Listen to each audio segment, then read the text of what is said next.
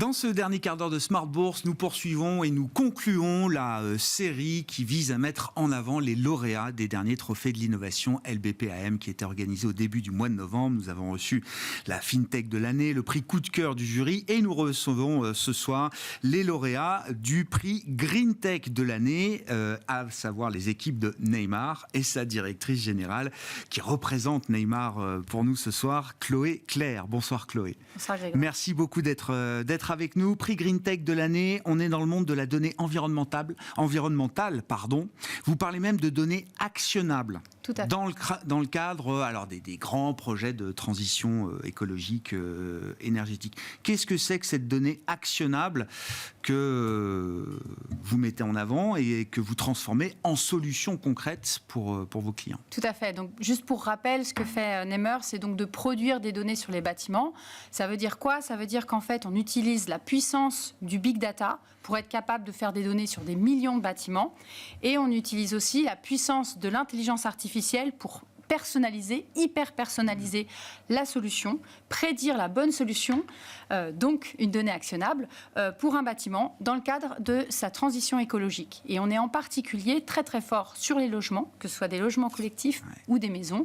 Et donc la donnée actionnable, c'est par exemple dans le cas de la rénovation énergétique, de savoir quelle est la performance énergétique d'une maison, mais surtout quels seraient les bons travaux à faire, quel serait le retour sur investissement et comment est-ce qu'on peut guider la personne vers justement une meilleure valorisation de son bien, une valorisation à la fois évidemment financière, mais aussi ce qu'on appelle une valeur verte. C'est beaucoup plus que de la donnée brute, c'est de la donnée actionnable comme vous dites, mais c'est un projet de solution clé en main optimale pour exploiter au mieux le potentiel écologique ou révéler le potentiel écologique. Non mais je reprends la terminologie de Neymar. Non mais je trouve ça très intéressant. Partant évidemment, alors on a tous en tête la problématique du bâtiment, de la rénovation du bâtiment et de l'enjeu que ça représente devant nous. Et j'aime bien l'idée quand on parle de révéler le potentiel écologique justement de l'immobilier existant.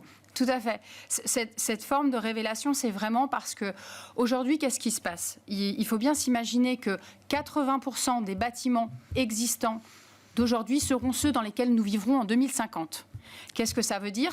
Ça veut dire qu'en fait, il faut qu'ils soient viables. Or, aujourd'hui, on sait que plus de la moitié des logements français ne sont pas viables tels qu'ils sont aujourd'hui pour 2050.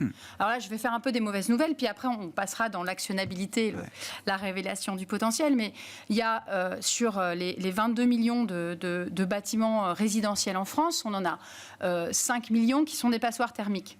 Mais on en a aussi 11 millions qui sont à risque sur des inondations et on a pu le voir dans les actualités malheureusement il y a la semaine dernière et je pense encore même en ce moment ça n'arrête plus donc. Exactement et puis il y en a 10 millions qui sont touchés par ce qu'on appelle le phénomène de retrait et gonflement d'argile, etc.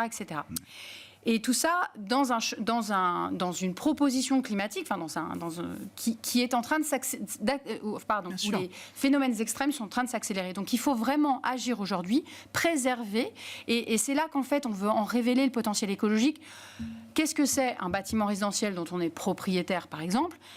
C'est un pari sur l'avenir, un pari financier, enfin pas un pari d'ailleurs, un patrimoine financier qu'on veut garder et qu'on veut préserver, et pas seulement pendant les 20 ou 25 ans qui sont prêts, mais bien pendant les 50 prochaines années. Et donc c'est pour ça qu'on appelle ça la révélation de son potentiel écologique, c'est comment en fait il est transformable pour être viable. Mais je trouve que c'est le sujet sur l'immobilier, mais de manière assez générale, je trouve que on manque justement de positivité dans la manière de faire. C'est-à-dire que la rénovation énergétique, on a l'impression que c'est la réglementation qui va nous l'imposer. Beaucoup le feront au pied du mur, parce qu'il faudra le faire, etc. Si on arrive à créer justement, et plus que créer, si on arrive à révéler ce que ça peut apporter en termes de préservation de son patrimoine, j'allais dire presque mettre un prix dessus d'une certaine manière, je trouve que ça change complètement la logique. C'est vraiment ce à quoi on s'engage, c'est d'essayer de donner un maximum d'informations sur le ROI, donc sur le retour sur investissement, parce que c'est ça qui est important. Et puis, on ne prend pas la décision pour autre chose que ça. Exactement. Et en plus, on n'a pas vraiment le même comportement quand on veut garder un bien, par exemple, 7 ans, ou quand on veut le garder et le donner à ses enfants plus tard, voilà, par exemple.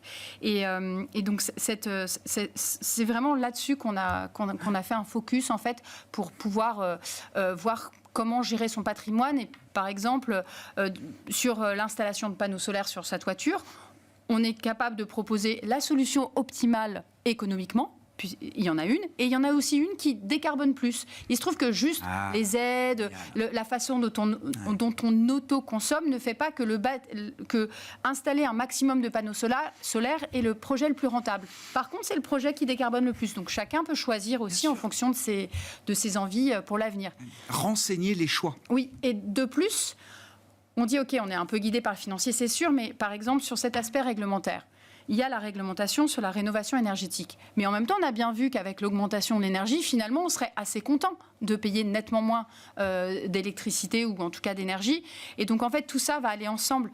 Sur le confort d'été, par exemple, là, ça fait quand même quelques étés qu'on voit bien que les canicules s'installent, en particulier dans des villes qui ne sont pas faites pour la canicule. Celles du sud ont beaucoup d'arbres, beaucoup d'ombre, mais les villes plus du nord et continentales ne sont pas faites pour cela. Et donc, si on fait une rénovation de son logement, de sa maison, eh bien, on aura aussi un confort d'été, plus d'inertie, etc. Et on sera mieux. Donc, ce qui est bien, c'est que tout ce qui permet de préserver son bâtiment et de suivre en fait certains aspects réglementaires est aussi un apport de qualité de vie pour la suite. Et donc, c'est ça qu'il faut regarder. Et après, la difficulté, c'est que ce n'est pas si simple que ça.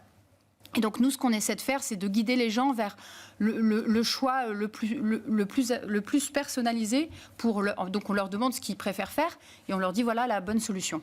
Comment vous avez construit l'offre et le modèle économique de Neymer, Chloé? Parce que là, j'allais dire, le champ des clients potentiels est très vaste. Non, mais du particulier à l'assureur, au développeur immobilier ou au promoteur. Comment vous avez construit l'offre? À qui est-ce qu'elle est destinée? Et quel est le modèle économique derrière? Tout à fait. Donc en fait, l'offre, elle permet de servir énormément de secteurs. On a décidé de se concentrer sur les secteurs qui ont le plus de leviers sur cette action et ce potentiel. Et en fait, comme nous, on ne sait pas s'adresser à 1 million de particuliers directement, on sait s'adresser à ceux qui s'adressent à eux. Et ceux qui s'adressent à eux, ce sont donc les assureurs qui vont pouvoir faire des solutions de prévention sur ces risques extrêmes, etc., et qui vont pouvoir conseiller. Et les banques, qui, elles, aujourd'hui, sont toutes en ordre de marche, se mettent en ordre de marche pour faire des prêts verts, soit des crédits à impact immobilier où elles font le prêt immobilier plus le prêt de travaux, ou bien juste des crédits consommation qui sont plus intéressants si on fait de la rénovation énergétique ou on installe du solaire. Ça les intéresse, eux, parce que du point de vue réglementaire aussi, ils sont censés décarboner, etc. Et ça, c'est ce qu'on appelle le scope 3. Ouais. Mais ça les intéresse aussi parce qu'ils savent que leurs clients sont en attente de ce genre de service. Donc nous, on a deux façons de diffuser vos solutions. Diffuser nos solutions. Une qui est en API, donc ça veut dire qu'on envoie nos données dans les systèmes d'information de nos clients, que ce soit des assureurs pour faire des modèles de risque, que ce soit des banques pour caractériser des portfolios immobiliers pour qu'elles puissent faire leur reporting, ou bien, parce qu'il faut aller vite, on fait des solutions clés en main que nous, on appelle donc des simulateurs qui permettent en 3-4 clics, puisqu'on a déjà toute l'information sur le logement, de dire, voilà, monsieur, madame, quelle est la meilleure solution pour vous. Donc ça, c'est tout de suite beaucoup plus concret.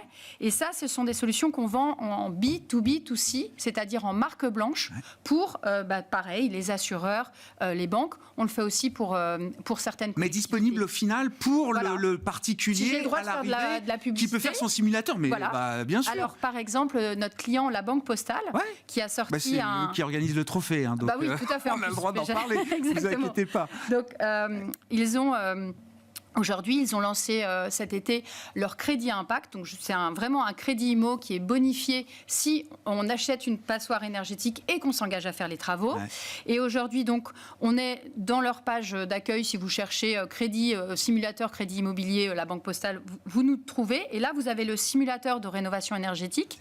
Et il faut savoir que 50% des gens qui demandent aujourd'hui un prêt à la Banque Postale viennent avec notre simulation, qui a pris 3-4 minutes et qui permet en fait d'être le premier maillon de quel va être en fait l'investissement qu'il va falloir faire pour la suite. Donc c'est vraiment, nous on est au tout début de l'action, quand la personne n'est pas nécessairement encore dans le logement, elle ne le connaît pas encore, etc. Et donc nous on va lui donner toutes les informations sur cette habitation. Ouais. Oui, mais bon, c'est l'intelligence, la donnée environnementale, c'est encore ce qui manque peut-être aujourd'hui pour assurer une prise de décision optimale derrière, ou en tout cas un choix renseigné pour que le client puisse choisir en connaissance de cause. Aujourd'hui, notre objectif, c'est de faire des produits en fait pour que les particuliers puissent choisir non pas seulement avec le diagnostic réglementaire qu'on leur met dans les mains, c'est-à-dire le DPE, les termites, l'amiante, etc., mais bien avec ce qu'on ne lui dit pas, mais qu'on sait aujourd'hui. C'est-à-dire, est-ce que je suis dans une zone potentiellement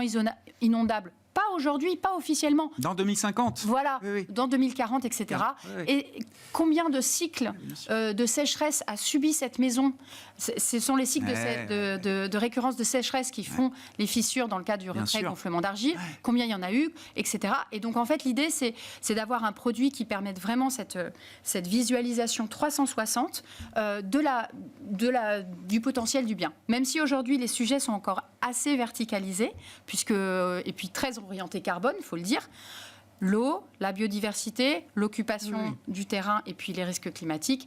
Il faut une vision holistique, effectivement, de ces sujets. Exactement. Et aujourd'hui, on a toutes les informations technologiques pour pouvoir les mettre dans les mains des particuliers via nos clients qui veulent leur donner plus de services. Merci beaucoup, Chloé. Merci d'être venue nous parler de Neimer. Vous êtes la directrice générale de Neimer et félicitations encore aux équipes de Neimer pour ce prix de la Green Tech de l'année qui vous a été remis à l'occasion des trophées de l'innovation LBPAM qui se déroulaient au début de ce mois de novembre.